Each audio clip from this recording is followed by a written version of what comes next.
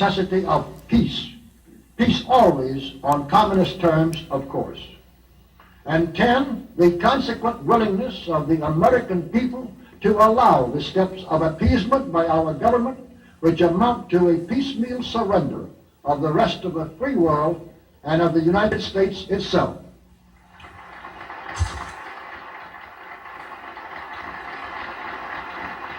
So brush the insider's dust out of your eyes, my friends, and the communist soap suds out of your brain, and ask yourselves in all honesty, what on earth is wrong with the United States simply minding its own business?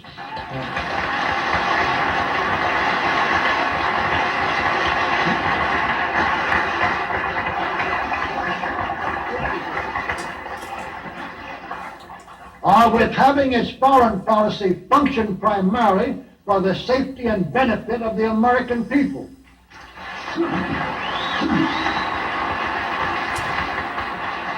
Which is exactly what we had done for the first 140 years of our existence as a nation, to the incredible advantage of ourselves and everybody else. Everybody, that is, except a numerically small clique of power-lusting conspirators who had somehow inflicted themselves on a gullible world. While we turn to a very brief summarization of what we hope the John Birch Society will help and even sometimes lead the American people to accomplish during the next 15 years. 1, our first and most important specific undertaking should be to restore the complete independence of the United States.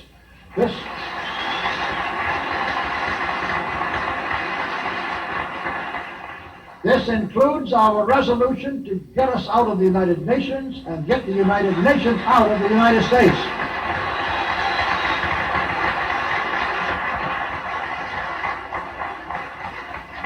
2, we must once again make our money freely redeemable in gold at some realistic price.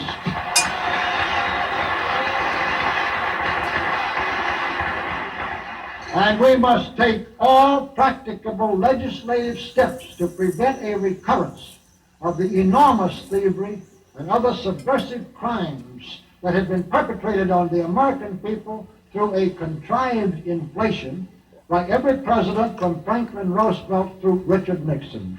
3,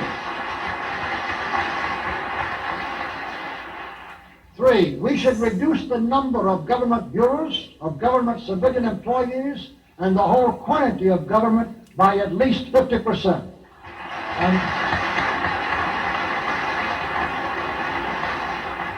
And we should achieve at least this much reduction in proper fashion through gradually convincing a majority of the American people of the wisdom of such a course.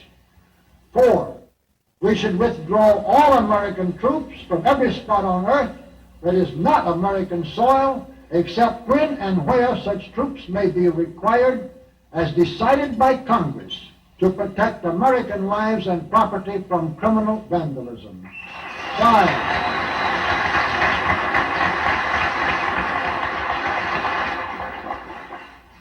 5, we should get government out of the areas and functions and activities where government does not belong. Again, all steps to this end should be taken gradually, but nevertheless just as rapidly as enough of the American people can be persuaded to support such progress.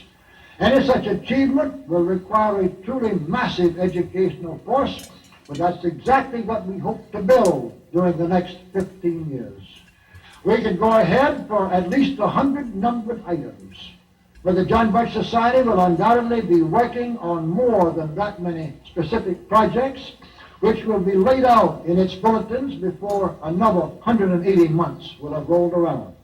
And all of these projects will fit into the general pattern indicated by 5 major objectives listed above.